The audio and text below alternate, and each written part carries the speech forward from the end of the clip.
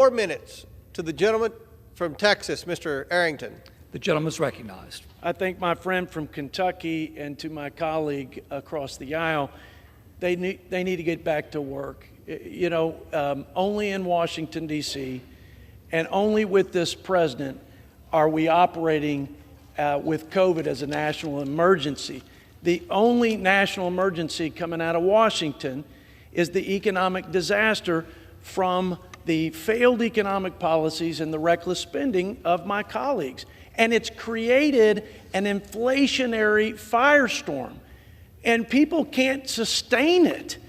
Soaring interest rates, an economy teetering on recession, and $5 trillion of debt that have us dangerously close to the precipice of a debt crisis. Now that's an emergency. But our constituents across America, they got to go back to work. They got to take their kids to school. Somebody's got to teach them. Somebody's got to save a patient, serve a customer. They don't live in this fantasy world of Washington.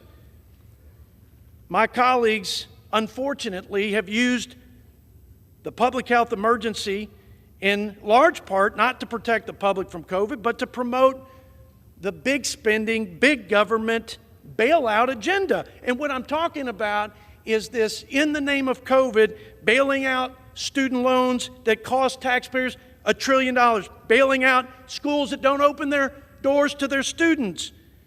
Bailout after bailout, that's what this is about. So while Democrats are jamming us with all these bailouts in the name of COVID, taxpayers can't get their Social Security benefits or their tax returns or their passports. You heard the stories. Here's my question. It's a simple one. How can the people's government serve the people if the people in the government don't come to work? That's the question for my constituents in West Texas. Here's the answer. It can't. It doesn't. And if hardworking Americans don't have the luxury of not coming to work and teleworking for the rest of their lives, then the Biden administration and our government employees should do the same. Get back to work, do your job, serve the customer, because that's what you signed up to do.